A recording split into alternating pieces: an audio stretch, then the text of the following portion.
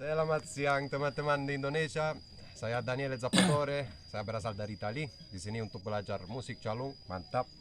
Saya hari ini di sini sama Pak Darno dan Pak Yus. Ini berdua guru saya. Saya di sini untuk belajar musik calung. Dan hari ini kita di Desa Cipicung di hutan. Tempat ini luar biasa, indah sekali. Dan ini kita sedang membuat film tentang calung Banyumasan dan kita sedang cari jalur untuk mengerti tradisi ini dari akar, mulai dari akar. Jadi kita sedang ikut kehidupan artistik Pak Darno dalam film ini. Jadi pasti kita mulai dari Cilacap. Pak Darno asal dari sini, jadi orang Cilacap. Nah, kita mulai filmnya dari sini. Dan saya senang sekali karena bisa melakukan proyek ini sama guru saya. Ini orang luar biasa dan skillnya untuk main calung juga waduh luar biasa. Jadi saya senang sekali bisa ikut mereka kemana saja di sini, di Solo, di Banyumas nanti. Dan itu saja. Mantap, senang. Saya senang sekali, mantap calung Banyumasan. Oke. Mas Denel, kira-kira apa sisi kemenarikan calung dari perspektif Mas Daniel? Dari perspektif saya, Musik kan banyak sekali. iya. Saya suka sekali musik ini Pak karena rasanya masih sangat desa. Jadi pertama kali saya ketemu dengan musik calung, rasanya sudah wah luar biasa. Musik ini luar biasa. Karena ada banyak orang yang bilang musik ini khas Banyumasan, tapi musik ini nggak halus. Musik ini kasar seperti dialek Banyumasannya, bahasa ini kasar.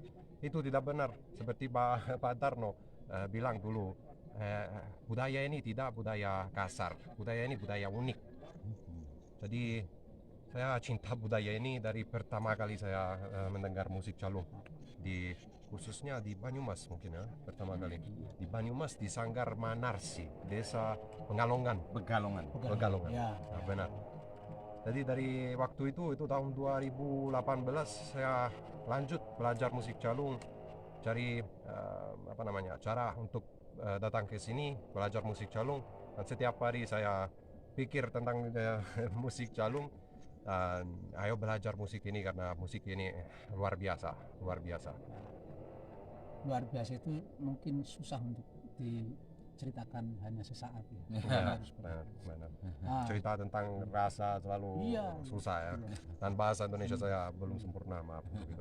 Saya dengan Pak Yus itu sejak tahun 82 belajar bersama 4 tahun belajar pada guru yang luar biasa di SMK Banyumas. Ada Pak Rasito, semua orang tahu Pak Rasito itu siapa. Ada Pak Matin yang belajar calung. Tapi setelah itu kita berjalan pada rel yang berbeda-beda. Ya, Pak Yusmanto lebih dekat dengan kehidupan yang ada di daerah-daerah. Kemudian saya kebetulan ada di lingkungan akademisi. Nah, saya juga tidak tahu apa yang dipikirkan oleh Pak Yusmanto sekarang. Coba bagaimana kalau Pak Yus? Terima kasih. Selamat siang semuanya. Hari ini saya mencoba menjelaskan beberapa hal tentang calung. Jadi saya sebenarnya hidup di lingkungan calung, sehari-hari akan merasakan setiap denyut nadi kehidupan calung Banyumasan dalam rangkuan kehidupan masyarakat. Calung adalah laksana bahasa sebagai sarana ungkap, sebagai sarana ekspresi dari pengalaman empirik tentang pengalaman estetik masyarakat Banyumas keseluruhan yang kemudian diungkapkan melalui bentuk fisik instrumen, kemudian pada teknik garap, dari vokal, teknik sajian, itu semuanya bagian yang tidak terpisahkan dari pola ungkap dari pengalaman empirik masyarakat Banyumas. Jadi kita harus lihat bahwa masyarakat Banyumas masyarakat yang adoh ratu pedek watu, ya, jauh dari keraton dan dekat dengan wilayah pedesaan yang banyak berbatu-batu, sehingga kehidupan masyarakat Banyumas ini memiliki akar rumput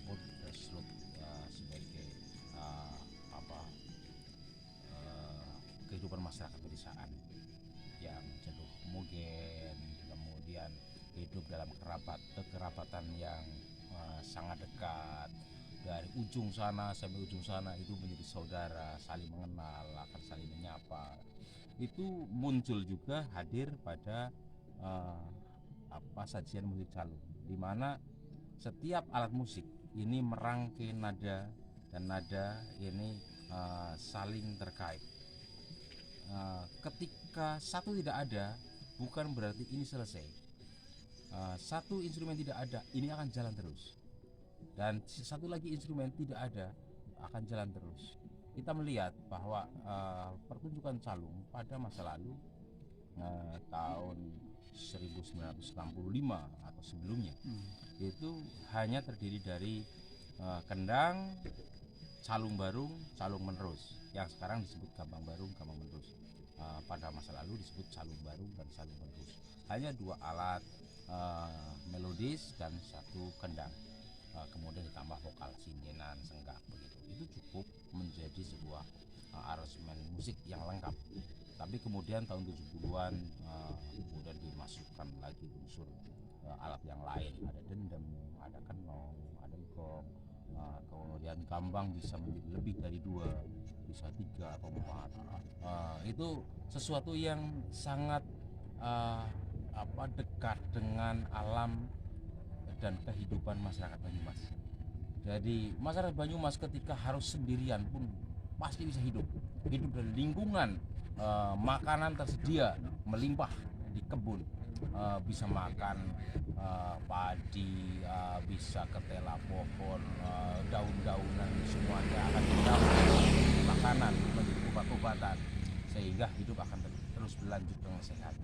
Tapi ketika memiliki tetangga, tambah satu tetangga akan menjadi sebuah komunitas, harus akan menjadi masyarakat, tambah lagi akan menjadi masyarakat yang lebih besar lagi.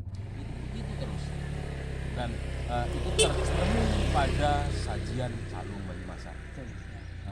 Sehingga kalau kita bicara ke Arab pada calung, ini menggambarkan kehidupan yang faktual dalam masyarakat Banyumas seperti itu. Jadi saya menangkap jadi Pak Yusmanto itu sekalipun berada di lingkungan kehidupan kesenian daerah desa-desa, jadi ada satu sisi yang mencoba menjadikan ilmu itu menjadi penting, karena kita hidup dalam peradaban modern. Jadi kalau tidak diungkap secara keilmuan, calung tidak ada apa-apanya menurut orang-orang di luar Banyumas. Tapi kalau menurut orang-orang Banyumas, Daniel mungkin setiap berhenti di warung atau mungkin di perempatan selalu dengar musik Banyumas. Benar. Kita beli soto mendengarkan di warung. Iya, artinya musik Banyumas itu menjadi spirit orang Banyumas, orang desa saya. Makanya saya bilang begini, kenapa saya cinta? Nah, dalam cinta saya itu kemudian menjadi satu kesetiaan. Kesetiaan itu adalah intensitas yang sejak dulu saya ditanamkan lahir langsung mendengarkan musik Banyumas. Ketika saya ditempa dalam dunia yang kompleks, calung itu tetap ada di dalam hati saya. Maka intensitas itu terbentuk kalaupun saya di dalam lingkungan akademis. Ya, maka kalau kita bertiga mencoba untuk menggali dan membuat satu mungkin dokumentasi film atau mungkin riset, itu sangat penting bagi kita, bagaimana keberlanjutan ilmu pengetahuan yang selalu berjalan setiap zaman itu akan bisa nanti diterima oleh generasi yang akan datang. Dan saya sangat terima kasih sama Anda, karena apa? Anda yang sebetulnya bisa acuh tak acuh dengan musik Banyumasan, tapi Anda saya kalau orang spiritual menganggap ini panggilan kita.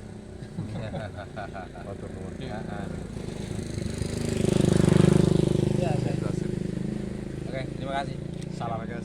Salam budaya selalu.